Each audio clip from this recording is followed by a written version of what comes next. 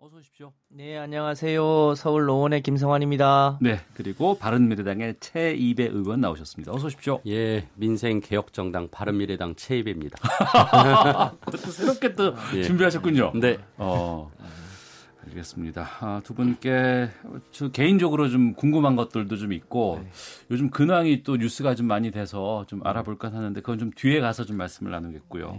먼저 양정철 더불어민주당 민주연구원 원장이 뉴스의 중심에 섰습니다. 양정철 원장이 서훈 국정원장을 최근 만났다는 사실이 보도가 되면서 큰 논란이 일었는데 먼저 양정철 원장이 어떤 인물인지 또 문재인 대통령의 복심이다 뭐 이런 얘기들도 많이 하는데 얼마나 가까운지 좀 김성환 의원께서 좀 알려주세요. 뭐 잘 아시는 대로 지난번 문재인 대통령이 대통령 당선되실 때 굉장히 가까운 데서 지원을 했기 때문에 대통령님이 아주 신임하시는 분이고 또 과거에 네팔도 같이 갔다 오고 했던 분이죠. 그 이제 양정철 이제 원장 입장에서는 일종의 이제 소위 측근 시비를 없애기 위해서 그동안 2년 동안 해외에 쭉 나가 있었잖아요. 네. 근데 대통령님의 성공을 위해서는 청와대 등에서 지원하는 것보다는 당에서 총선 승리를 통해서 문재인 정부의 성공을 돕는 것이 좋겠다고 해서 이해찬 대표가 적극 권해서 지금 민주연구원장직을 맡고 있는 거죠. 네. 아마 문재인 정부의 성공을 위해서 멸사분공하겠다고 하는 의지가 아주 강한 걸로 알고 있습니다. 네. 의지가 강하다고 말씀해 주셨는데 그러한 민주연구원장 양정철 원장이 서훈 국정원장과 비공개로 만난 사실이 한 언론을 통해서 이게 공개가 됐습니다. 사적인 모임이라고 선을 긋긴 했습니다만 정치적인 중립 의무를 가진 정보기관의 수장과의 만남 여기에 대해서 여러 해석이 나오는데 최이배 의원께서는 어떻게 보시는지요? 일단 양정철 원장보다는 이제 서훈 국정원장이 문제인 거죠. 그러니까 두 분의 만남에서 지금 포커싱이 이제 양정철 원장에게 돼 있지만 실질적으로는 서훈 국정원장이 이러한 사적 만남을 통해서 뭐 대통령의 복심이라고 하는 분, 또 지금 민주당의 총선 전략을 짜시는 분을 직접 만나는 것이 맞느냐라는 얘기고요. 그래서 오히려 이제 양정철 원장은 사생활 침해다 뭐 이런 표현을 말씀하셨다는데 이거는 양정철 원장의 사생활 침해가 아니라 이제 어떻게 보면은 사생활이 없는 국정원장이라고 하는 그 공인에 대한 문제 지적이고 그래서 국정원장이 이 부분에 대해서 해명을 좀 해야 된다라고 생각을 합니다. 그래서 서훈 국정원장이 그 인사청문회 때도 그 앞으로 국정원은 국내 정치와 완전한 단절을 하겠다 이런 약속을 했고 뭐 솔직히 그런 또 제도적 노력을 하려고 민주당도 그 국정원 개혁 방안 내고 열심히 지금 같이 하고 있는데 여기에 이제 찬물을 끼얹은 거죠. 그래서 어떻게 보면은 양정철 원장이 민주당 총선 승리를 위해서 병창기지 역할을 하겠다라고 하고 여러 인사들에게 총선에 나와달라라고 요구를 하는 상황이었는데 그런 시점에 지금 국정원장이 이게 사전에 약속이 있었더라도 오히려 안 만났어야 되는 게 가장 적절한 처신이었는데 만났다라는 것이고 그런 면에서는 국정원장이 스스로 국정 개혁에 찬물을 끼얹은 거기 때문에 이게 진짜 그 국정 개혁의 의지가 있다면 서훈 국정원장이 이번에 뭐 스스로 자진 사퇴를 하는 것이 바람직하지 않냐라는 언급까지 오늘 저희 이제 당에서는 얘기를 했습니다. 그래서 아무튼 굉장히 부적절하다라는 거, 그러니까 이거는 사적 만남이 아니라 금지된 만남이었다 이렇게 표현하고 싶습니다. 금지된 만남이고 거의 뭐 자리를 내놔야 된다까지 지금 얘기하고 계시는데 김성환 의원께서 말씀해 주시죠. 국정원장이든 뭐 대통령이든 공적인 자리에 있든 없든 간에 그 개인적인 사적 만남까지를 국정원장이 엄격하게 금하고 있는 거는 국정원법에도 안 나와 있는 얘기죠. 제가 알기로 국정원장이 되기 오래전부터 양정철 원장하고는 개인적인 친분이 있었고 또 그 무렵에 우리 외교안보 자문을 서훈 의원이 많이 해줬거든요. 이 노무현 대통령 때부터 그런 분이어서 양정철 원장이 계속 이제 해외에 있다 보니까 오랜만에 이렇게 사적인 모임을 갖게 된 건데요. 실제로 중요한 것은 만나서 예를 들어서 실제 무슨 여기서 무슨 총선 관련한 계획을 논의했다든지 만약에 그렇다면 문제가 될 수 있죠. 무슨 초원 복국집 사건처럼. 그런데 그 행사에 둘이 독대한 것도 아니고 다른 중견 언론인이 함께 했었다는 거 아닙니까? 네. 그분 전언에 따르면 실제로 민감한 정치적 얘기는 없었다는 건데 만남 그 자체를 가지고 문제를 삼는 것은 이 서투콩 보고 뭐 자라보고 뭐 놀란 거 뭐 있잖아요. 그런 속담이 있는 것처럼 그게 문제라고 할 수 있죠. 제가 국회의원 하기 전에 구청장을 했는데요. 그때 박근혜 정부 때는 구청장을 할 때 2달에 한 번씩 통합방위협의회를 하는데 통합방위협의회 거기에 국정원 아이오가 꼭 참석을 했었거든요. 문재인 대통령 들어서는 실제로 그런 이제 일선 행정기관의 국정원의 이제 일종의 정치 사찰이나 감시 기구들이 다 없앴지 않습니까? 그런 것 등을 통해서 실제로 국정원은 지금 대북이나 해외 관련한 일을 하고 있지 국내 정치에 실제 개입하고 있다는 어떤 증거도 없습니다. 그런데 그 만남 가지고 그렇게 침소봉대하는 것은 적절치 않다 이렇게 생각합니다. 네, 침소봉대라고 말씀해 주시거든요. 근데 뭐 우리가 그 국정원장은 그 국회에서는 이제 정보위원회라는 곳에서 오셔가지고 업무 보고하고 그러거든요. 정보위원회. 예. 근데 이 정보위원회 위원장을 지금 우리 바른미래당의 이혜훈 의원님이 맡고 계신데 이혜훈 의원님이 국정원장을 따로 독대를 1분도 한 적이 없대요. 할 수 없다고 해서. 그러니까 항상 위원회 열리면 만날 수 있는 거고. 그리고 아시다시피 그 정보위원회 모든 게 비공개입니다. 그런 분이에요. 국정원장이란 자리가. 근데 자연인인 뭐 양정철이라고 한다면 모르겠으나 지금은 민주연구원의 원장을 맡았고 총선 전략을 짜겠다라고 본인이 그렇게 매일매일 그 얘기를 하시는 분을 만났다라는 거는 저는 아까 말씀드렸다시피 예전에 약속 때 있었더라도 이제 자리가 자리인 만큼 뭐 다음에 만나자고 하든지 해서 안 만나는 게 가장 최선이었다라고 생각을 하고요. 아무튼 이 금지된 만남으로 인해서 민주당 정부 여당이 추진하던 국정원 개혁에 어떻게 보면은 찬물을 끼얹은 거기 때문에 일정 정도 책임은 져야 되고 본인의 그 처신에 대해서 본인도 어떤 말씀을 하셔야 된다. 지금 한마디도 안 하고 계시거든요. 네. 서훈 국정원장이. 그래서 빠르게 국회에서 정부위원회를 열어서 이런 부분에 대해서 뭐 청문회를 하든지 해서 문제를 더 소상히 밝혀야 된다고 생각을 합니다. 그럼 바른미래당의 입장은 청문회까지도 지금 생각을 염두에 두고 있는 상황인가요? 최소한데 정부위원회는 아까 말씀드렸다시피 비공개로만 하기 때문에 뭐 청문회를 한다고 해도 이제 공개가 아니기 때문에 좀 일정 정도 제약은 있겠지만 그래도 참석자가 누구였는지 그리고 어떤 과정을 통해서 이렇게 약속이 되어서 만났는지 그리고 어떤 얘기가 오갔는지 이런 부분들에 대해서 소상히 해명을 하고 뭐 납득이 되면 더 이상 뭐 야당도 정치적 공세를 할 이유는 없다고 생각을 합니다. 국회 정보위 차원의 대응을 하겠다고 지금 말씀을 지금 하고 계시는데 거기다가 이제 총선이 1년 채 남지 않은 시점에서 만나는 것 아무리 사적인 자리라고 해도 부적절하다. 여기에 대해서는 일정 정도의 해명이나 책임 같은 것들이 좀 있어야 되지 않겠냐라는 의견에 대해서는 어떻게 생각하시는지? 네, 이미 그 양정철 원장도 본인이 해명을 했고요. 마침 두 분이 독대를 했으면 약간의 이제 오해의 소지가 있을 수도 있는데 오래전에 약속된 거고 그 중견 언론인도 함께 동석을 해서 그 안에서 얘기된 내용의 대강에 대해서 얘기를 했지 않습니까? 그 무슨 민감한 정치적 얘기가 아니라 과거에 있었던 여러 가지 에피소드를 가지고 얘기를 했다는 건데 그 정도면 저는 충분히 해명이 됐다. 너무 과거에 이 국정원의 권력이라는 게 소위 매주 1회씩 대통령과 독대하는 과정에서 생긴 그 권력의 이미지가 있어서 그런 이미지를 더 씌우는 측면이 없잖아 있는데 지금 문재인 정부의 국정원은 실제로 역할이 많이 달라졌고 두 그 분하고 다른 분은 오랜 친분 관계에 의해서 사적인 만남을 가진 건데 공적인 만남을 그렇게 비공개로 가졌다면 문제가 될 수 있죠. 그런데 사적인 만남까지를 그렇게 예민하게 과잉 반응하는 거는 그야말로 정치 공세에 불과하다 이렇게 생각합니다. 네, 청취자 4531번님께서 양정철 서훈 국정원장 만남 오해를 일으킬 만한 일인 건 사실이라고 봅니다. 그렇게 중요한 자리에 있는 사람은 그런 오해를 일으킬 만한 만남은 자제하는 것이 맞지 않을까요? 라는 의견 주셨습니다. 자, 정치와투 더불어민주당의 김성환 의원, 바른미래당의 최이배 의원과 함께하고 있는데요. 한미 정상 통화 내용 유출 논란 후폭풍이 좀처럼 잦아들지 않고 있습니다.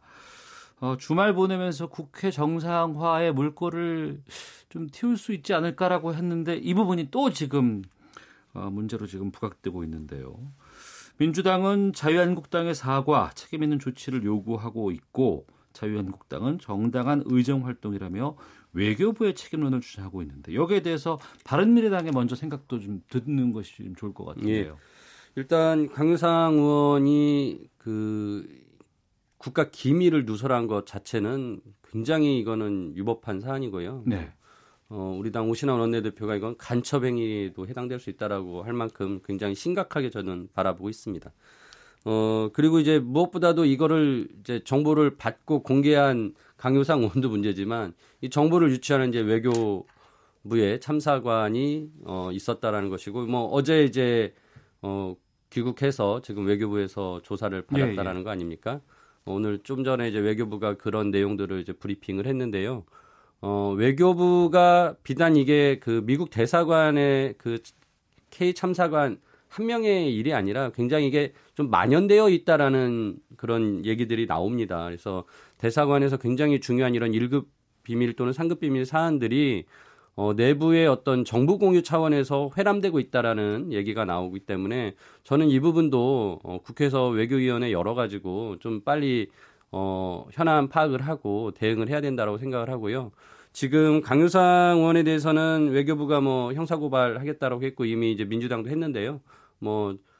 이 부분은 과거에 2006년에 NSC 회의록을 청와대에 있던 행정관이 이제 외부에 유출했다가 이제 징계를 먹은 적이 있었고, 그다음에 2007년에는 FTA 관련해 가지고 우리 국가 기밀 사안은 아닌데 대외비 문건이었습니다. 협상에 대한 방향을 얘기하는. 근데 그거를 민주당 최재천 의원이 공개를 했고 그때 그거를 이제 아무튼 기밀 누설을 했다고 보좌관이 그 징역 9개월을 받은 경험이 일이 있었거든요. 그래서 이런 거 봤을 때 굉장히 이부 사안은 그 외교부 참사관과 강효상 의원 모두 다 형사적인 책임을 져야 될 것이라는 생각을 합니다. 방금 말씀하신 것처럼 민주당은 지금 강효상 의원을 고발했잖아요. 네. 이게 그 의원 면책 특권하고는 어떻게 되는 거예요? 네, 이제 본회의장이나 상임위장에서 발언을 하는 경우는 면책 특권이 있는데요. 예. 기자회견을 하거나 혹은 본인의 페이스북에 그 내용을 공개하거나 이거는 지난번 노회찬 의원 사례처럼 이건 면책 특권에 해당되지 않는 사안이라고 보입니다. 그래서 그것에 대한 위법 여부를 가려지면 그것으로부터 면책이 되기는 어려운 것으로 보여집니다. 더 큰 문제는 기왕에 우리 이제 바른미래당에서도 얘기했습니다만 이게 그냥 정당 간의 공방의 문제가 아니고 이 소위 국익과 관련된 외교의 문제지 않습니까? 그래서 반기문 사무총장도 이건 외교의 기본이다. 이런 기밀을 지키는 것은 특히 천영무 이명박 정부 때 외교안보 수석 하셨던 분들은 이런 내용까지 공개하면 국제사회에서 대한민국을 누가 상종하겠냐 이런 정도로 소위 보수적인 외교 인사들도 모두 다 강효상 의원이 매우 잘못했다고 하는데 문제는 그 정당의 제1야당의 그 당의 대표자와 그 당이 이 부분에 대해서 신속하게 사과하지 않고 오히려 이거를 무슨 공익제보와 국민의 알 권리인 것처럼 포장하는 것. 저는 그 당이 이런 문제도 하나 제대로 처리하지 못하는 것을 보면서 그것이 오히려 더 큰 문제 아닌가 이런 생각을 하게 됩니다. 네. 자유한국당은 민주당 정청래 전 의원도 그랬대더라 이 얘기를 좀 하고는 있는데 정청래 의원은 저희가 내일 또 좀 시간이 있어서 거기서 좀 직접 들어보도록 하겠고요. 지금 앞서 말씀하신 것처럼 한미 정상통화 유출의 당사자인 외교관은 지금 조사에 들어간 상황이고 지금 이 언론과 관련해서 아니면 이런 기밀 같은 것들을 보도한다거나 아니면 뭐 기자회견을 통해서 밝히는 부분들 이게 최근에 들어서 좀 잦아지는 듯한 느낌이 들거든요. 뭐 공익제보 차원으로 뭐 이걸 뭐 한다더라 뭐 이렇게 하기도 하고 정치적으로 공방이 좀 많이 있는 상황인데 여기에 대해서 어떻게 판단하세요, 두 분께서는? 그러니까 이게 이제 공무원들의 기강회의하고도 저는 연결된다고 생각하는데요. 그러니까 물론 내부의 잘못된 사안을 안에서 해결이 안 되니까 결국 그걸 밖으로 내부 고발해서 네. 개선하려고 하는 것은 뭐 그거는 바람직하죠. 그거는 충분히 있을 수 있다고 생각하지만 그게 결국은 내부에서 그게 해결이 안 되고 있는 어떤 시스템 그리고 때로는 이번에 그 외교부 참사관 같은 경우는 이거를 국회의원한테 준다라는 것이 이제 아무 인식이 없었다는 거예요. 그러니까 자기는 이거를 국회의원을 오히려 설득하려고 했다. 대북 관계에 대해서 북한과 뭐 미국과의 관계에 대해서 뭐 이런 걸 설득하고자 자기는 했다는데 굉장히 그게 아니란 인식을 가지고 있는 거거든요. 보안 의식이 굉장히 떨어지는 거죠. 네. 그래서 저는 지금 어떻게 보면 공무원들 사이에서 그 공직 기강이 되게 해이해지고 또 이런 게 과거에 이제 정부에서 그 공무원들에 대해서 여러 가지 뭐 이렇게 지시를 한 부분에 대해서 지금 적폐청산이라고 하면서 굉장히 또 공무원들을 좀 이렇게 억누르면서 주눅들게 만든 측면들이 또 반작용으로 이렇게 튀어나오는 것은 아닌가 이런 생각이 들더라고요. 그래서 저는 아무튼 공무원들이 조금 복주의보동하지 않는 모습을 갖춰야 되는 것도 되게 필요하지만은 또 이렇게 너무 공무원들이 나서서 공직 기강을 해이해져서 이렇게 또 나서는 모습은 다 바람직하지 않다. 그래서 좀 정부가 공무원 사회의 어떤 길을 복돋아주는 역할도 하면서 이런 내부적으로 충분히 해소될 수 있는 것들을 해결하게 만드는 노력도 필요하고 그리고 그런 정보 유출 같은 경우는 진짜 반드시 엄중하게 처벌해가지고 예. 바로잡아야 된다고 생각합니다. 김성환 의원님. 네, 우리 최 의원님이 좋은 말씀 주셨는데요. 특히 이명박 정부 때나 박근혜 정부 때 소위 공공의 이익을 사적인 이익으로 공익을 사유화하는 경향이 굉장히 컸습니다. 권력을 갖는 게 국민을 위해서 봉사하는 자리였는데 그 권력을 가지면서 얻는 여러 가지 정보를 개인의 이익과 자기가 속해 있는 단체의 이익으로 사유화했던 경향이 우리 사회에 거의 10여 년 이상 굉장히 쌓여 있었던 거죠. 저는 그 폐해가 아직 완전히 거치지 않았다. 네. 그러니까 이번 경우에도 결국 국가 공익을 책임져야 될 공무원과 또 그것을 잘 감시해야 될 국회의원이 고등학교 선후배 지간이라고 하는 사적 관계를 통해서 그 정보를 유출한 거 아닙니까? 이제 그런 관행들이 뭐랄까 이번 기회에 좀 정상화될 수 있는 반면 교사가 되기를 진심으로 희망합니다. 네. 민주당은 지금 강효상 의원에 대한 고발 조치 외에도 지금 뭐 제명, 출당 여기까지도 지금 요구하고 있는 상황인가요? 네. 아무래도 강효상 의원은 이 부분에 대해서 이거를 국민의 알 권리나 공익제보 차원에서 의정활동 차원에서 했다고 보기에는 잘 안 맞잖아요.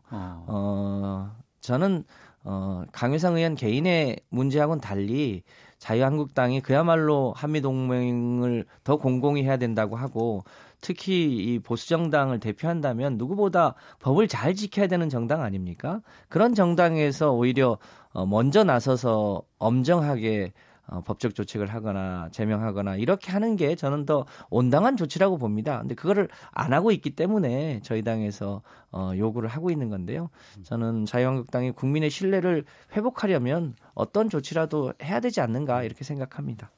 알겠습니다. 정치와투 더불어민주당의 김성환 의원, 바른미래당의 최이배 의원과 함께 말씀 나누고 있습니다.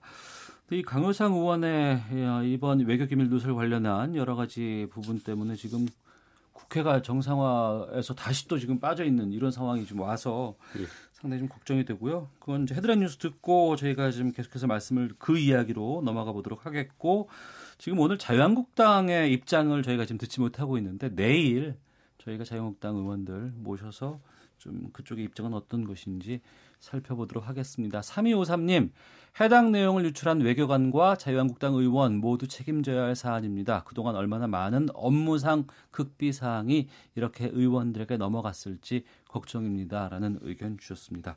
헤드라인 뉴스 듣고 계속해서 두 분과 함께 말씀 이어가겠습니다. 일본을 국빈 방문 중인 도널드 트럼프 미국 대통령은 일본이 미국으로부터 105대의 F-35 스텔스 전투기를 구입할 것이라고 밝혔습니다. 한국거래소는 오늘 장 종료 시까지 코오롱 티슈진과 코오롱 생명과학의 주권 매매 거래를 정지한다고 공시했습니다. 거래소 측은 주식거래 정지 사유에 대해 투자자 보호를 위한 것이라고 설명했습니다. 미국 정부가 중국 화웨이에 대한 거래 제한에 한국의 동참을 요청한 것으로 알려졌으나 국내 주요 IT 기업들은 당장 이를 받아들일 수 없다는 쪽으로 입장을 정리한 것으로 알려졌습니다. 서울 강남 유명클럽 버닝썬의 공동대표가 경찰 신고를 무마하기 위해 전직 경찰관에게 돈을 준 사실을 인정했습니다. 경찰이 국회 앞 집회에서 불법 행위를 한 혐의로 민주노총 간부 6명에 대해 구속영장을 신청했습니다. 지금까지 헤드라인 뉴스 정한나였습니다. 이어서 기상청의 강혜종 씨 연결합니다. 네, 먼저 미세먼지 정보입니다. 비온 뒤라 공기가 청정합니다. 대다수 지역에서 미세먼지 농도 좋음 단계를 보이고 있습니다. 서울은 1세제곱미터당 23 마이크로그램, 경북 20 마이크로그램, 전북 25 마이크로그램 등 전국적으로 15에서 25 마이크로그램 안팎을 기록 중입니다. 하늘빛깔처럼 파란 표시 등으로 안심할 수 있는 대기 환경 상태를 알리고 있습니다. 오늘 오존 농도도 보통 단계인데 다만 자외선 지수가 높음 내지 매우 높음 단계니까 주의하셔야겠습니다. 일교차가 다시 커졌습니다. 오늘 낮 기온 서울과 대전, 대구 25도로 오르겠고요. 광주 23도 등 전국적으로 22도에서 27도의 분포로 예년 기온을 되찾겠습니다. 내일 아침 기온 조금 더 올라서 서울 14도 등 8도에서 18도의 분포, 낮 기온도 역시 약간 오르겠습니다. 서울 26도 등 23에서 26도의 분포 예상됩니다. 오늘 중부지방은 맑겠고 남부지방은 가끔 구름이 많이 끼겠고 내일은 전국적으로 맑겠습니다. 오늘 오후부터 내일 새벽까지 강원 산지에는 바람이 강하게 부니까 이 점도 주의하셔야겠습니다. 지금 서울의 기온은 24.4도, 습도는 21%입니다. 지금까지 날씨였고요. 다음은 이 시각 교통 상황 알아보겠습니다. KBS 교통정보센터의 박소영 씨입니다. 도로 곳곳에 돌발 상황이 많습니다. 서울 외곽순환고속도로 판교에서 일산 쪽으로 장수 부근에서는 조금 전 화물차 관련해 사고가 있었는데요. 2차로가 막혀 있어서 소래터널부터 밀리고 있습니다. 반대쪽으로 서운에서 장수까지 7km 구간에서 정체가 되고 있고요. 경부고속도로 서울 쪽으로 오산에서 기흥 사이로는 5차로에서 작업을 하고 있는데요. 여파로 1km 구간 부분적으로 정체가 되고 있습니다. 제2경인고속도로 안양 쪽으로 문학 부근에서도 작업을 하고 있습니다. 한 개 차로가 막혀 있어서 하객 분기점부터 5km 구간에서 밀리고 있고요. 중부 내륙간고속도로 창원 쪽으로는 감곡 일대 정체가 심한데요. 2차로에서 작업을 하고 있어서 5km 구간 이동하기가 어렵습니다. 반대쪽으로 여주 분기점 부근 2km 구간에서도 작업 때문에 밀리고 있고요. 서울 시내 간선도로에서는 올림픽대로 공항 쪽으로 성산 부근에서 사고가 발생했는데요. 2개 차로를 막고 이 처리 작업을 하고 있습니다. 여의 하류 지나서부터 정체가 심한 상태입니다. KBS 교통정보센터였습니다.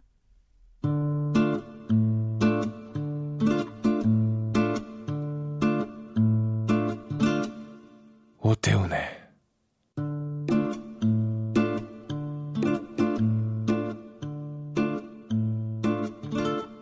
시사본부. 네, 정치화투 더불어민주당 김성환 의원, 바른미래당 최이배 의원과 함께하고 있습니다. 장외투쟁을 마무리한 자유한국당 황교안 대표 마무리 기자회견을 가졌습니다. 외교안보 경제 비판을 시작으로 해서 문재인 대통령과의 1대1 회담 요구하면서 결론 맺었고, 자, 민생투쟁 자유한국당의 대장정 총평을 두 분께 좀 들어볼까 합니다. 최이배 의원께서 먼저 좀 시작해 주시죠. 한 저는 100일 정도 하는 줄 알았는데요. 네. 18일 하고 돌아오시면서 전 전국 유람하고 오셨다라고 생각을 합니다.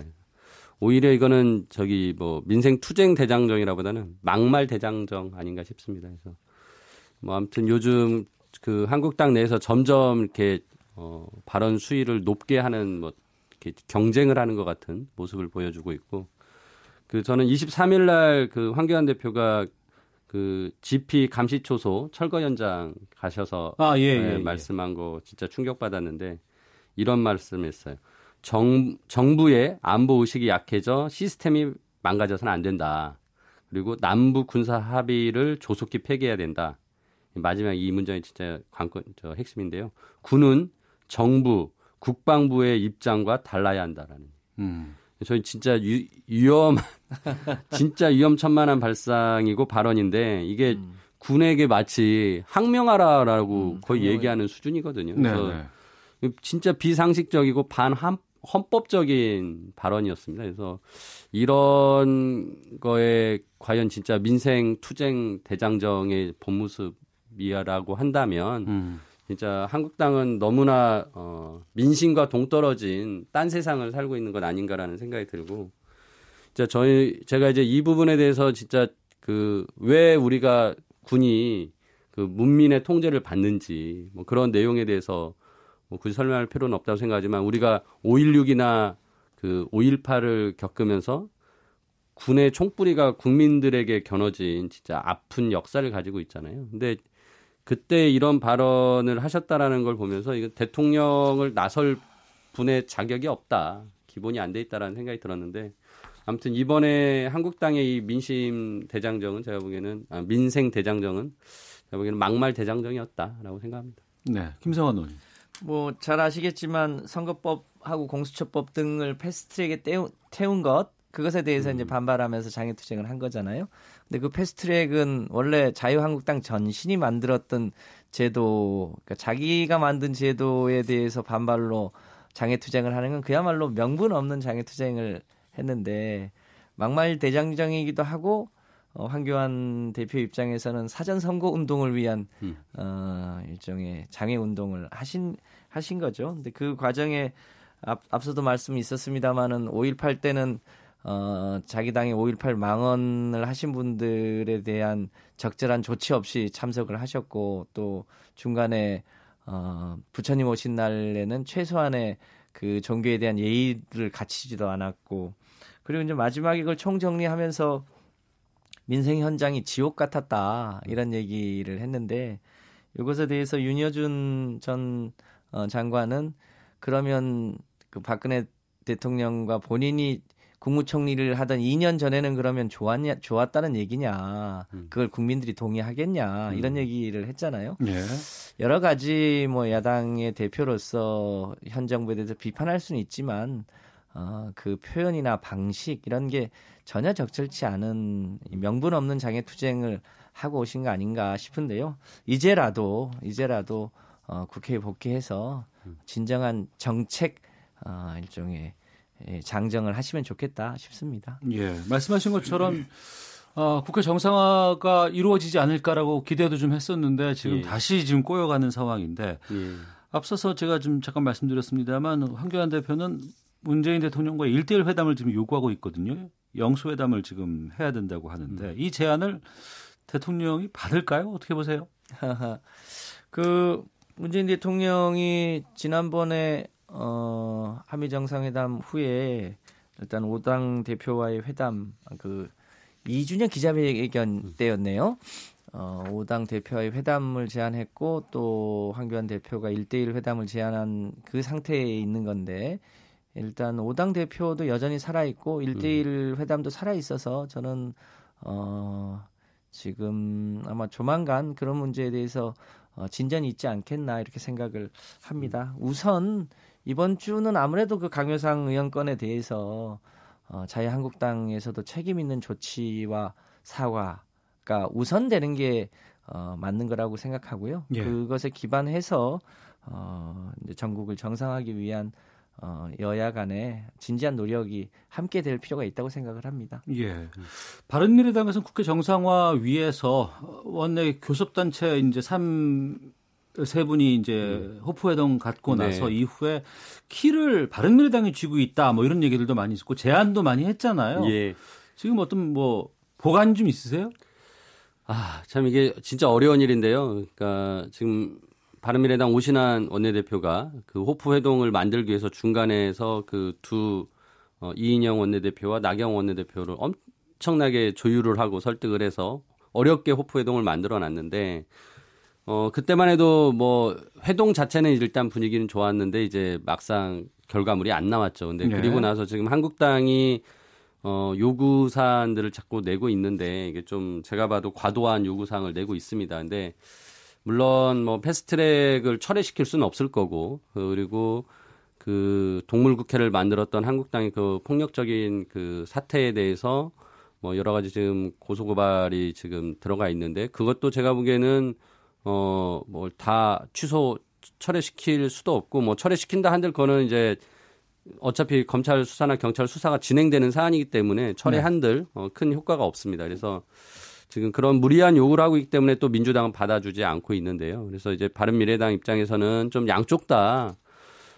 좀 서로 유감 표명을 좀 하자. 그러니까 그런 패스트트랙 과정에 대해서 뭐 유감 표명을 해달라고 하니까 민주당이 해주고 또 한국당에 대해서도 그런 동물국회 만든 거에 대해서 또 그것도 사과해라. 그렇게 서로 그렇게 하면서 좀 적절한 합의점을 찾아가서 가자라고 하는데 지금 원내 수석 부대표들끼리 만나서 뭐 그런 얘기가 오가는데 접점을 찾기 어려운 모양입니다. 근데 특히나 지금 강효상 의원 사건과 이제 서훈 국정원장 사건 두 개가 또 불거졌기 때문에 국회 내에서 좀 정치적인 공방이 더 심해질 가능성이 높아지고 이래서 국회 정상화가 쉽지 않은 모습처럼 또 보여지고 있는데 아무튼 근데 저는 이제 바른미래당 입장에서는 뭐 계속적으로 양 당을 설득해서 국회가 빨리 정상화될 수 있도록 노력을 하고 특히나 아까 말씀드린 뭐 이제 이 두 강효상 서훈 국정원장 두 분의 문제는 제가 보기에는 뭐 이제 빨리 외교위와 정보위를 열어서 국회 내에서 좀 해결을 했으면 하는 바람입니다. 네. 국민의 입장에서는 지금 2019년 들어와서는 국회에서 하는 일이 거의 없어요, 지금. 5월 임시국회도 거의 지금 무산되는 것 같고 6월까지도 이게 좀 파장이 커지지 않을까 싶어서.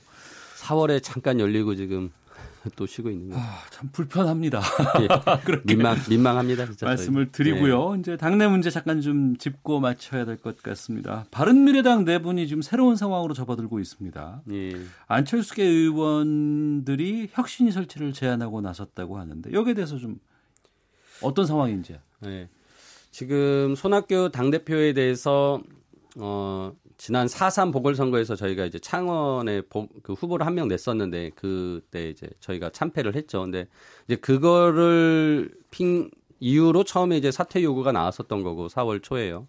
그리고 이제 뭐 패스트트랙 전국이나 뭐 이런 게 쭉 지나왔는데 여전히 손학규 대표의 사퇴를 전제로 한 혁신위 또는 손학규 대표의 사퇴를 논의하기 위한 혁신위를 계속 요구를 하고 있습니다. 이 부분에 대해서는 손학규 당대표는 이제 수용할 수 없다. 나는 사퇴도 안 할 거고 이선 후퇴도 없다라고 천명을 하셨고요. 그래서 그런 논의, 그러니까 혁신이라는 것은 당의 혁신과 쇄신을 위한 어떤 방안을 만들어내는 어떤 위원회지 여기가 무슨 당권을 가지고서 당을 운영하는 곳은 아니다라는 것에 대해서 명확히 하면서 최대한 혁신위원장을 외부에서 객관적이고 중립적인 분을 좀 모셔와서 당이 좀 거듭날 수 있게 하는 방안도 짜주고 그다음에 지금 당의 여러 가지 그 좀 분열된 모습을 정리하는데 중재 역할을 해주실 분을 찾고 있습니다. 근데 당이 너무 시끄럽다 보니까 또 좋은 분들이 안 오시려고 그래요. 그래서 먼저 좀 조용히 좀 우리가 내분을 가라앉히면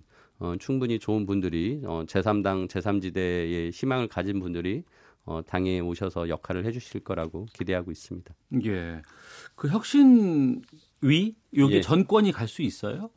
그러니까 이제 흔히 지금 헷갈리고 하는데요. 그 비대위라고 해서 아예 이제 지금 최고위원회라는 그 최고의사결정기구를 대신하는 비상대책위원회를 설치를 할 때 그 정권을 줄 수가 있습니다. 그 대표적인 게 2015년도에 김종인 전 의원님이 민주당의 비대위원장으로 와서 그때 2016년 20대 총선에 공천권까지 행사하는 정권을 가진 비대위원장 역할을 하셨거든요. 근데 지금 저희가 말하는 혁신위는 그런 당의 권한을 가지고 뭘 운영하는 것이 아니라 당이 어떻게 쇄신되면 좋겠다, 혁신되면 좋겠다라는 방안을 만들어내는 특별위원회입니다. 그래서 그 전례가 있었죠. 문재인 당시 당대표 시절에 김상곤 그랬죠. 전 교육감님이 그때 혁신위원장을 맡으셨죠. 한 적이 있죠. 이제 그 모델을 생각하는 것 같습니다. 알겠습니다. 바른미래당의 입장 또 상황 들어봤고요. 또 김성환 의원께서는 지난주 저희 방송에 나오시고 나서 그날 오후에 유튜브에서 난리가 났었어요. 기사가 나간 게 장애인 단체 기습 시위에 경청과 설득의 힘을 보여준 김성환 의원 이래가지고 유튜브에서 엄청난 조회수를 기록을 하셨는데 제가 여쭙고 싶은 거는 당시에 장애인 단체의 시위를 계속 듣고 나중에 따로 만나자라는 그것들을 이제 약속을 하신 걸 제가 봤거든요. 그 약속은 지켜졌습니까? 어떻습니까? 예, 이제 지난주 딱 일주일 전에 이해찬 대표 행사 때 그분들이 이해찬 대표 면담을 요청하면서 굉장히 이제 아수라장이 일어났는데요. 아무래도 그분들을 설득하고 그분들 얘기를 듣기 위해서는 그때는 굉장히 흥분돼 있었기 때문에 그분들 이제 따로 뵙자고 했는데 아무래도 정치인의 약속이라는 게 그 자리를 모면하기 위해서 하는 약속이 그동안 많았기 때문에 제가 일주일 내로 그 일종의 간담회를 정식으로 갖고 그 간담회를 잡는 것은 하루 내로 연락을 해드리겠다 이렇게 약속을 했는데요. 다행히 어제 우리 당의 정책위 의장과 우리 당의 최고위원이 참석한 가운데 그분들 얘기를 경청하고 또 보건복지부의 관련 과에 의견을 충분히 전달을 해서 아직 최종 확정은 안 됐습니다만 아마 그분들이 원하는 방향으로 처리가 될 것으로 예상이 됩니다. 알겠습니다. 자, 더불어민주당의 김성환 의원, 바른미래당의 최이배 의원과 함께 한 주간의 가장 중요한 정치 현안 둘러싼 현직 의원들의 허심탄회한 속내를 들어보는 정치화투.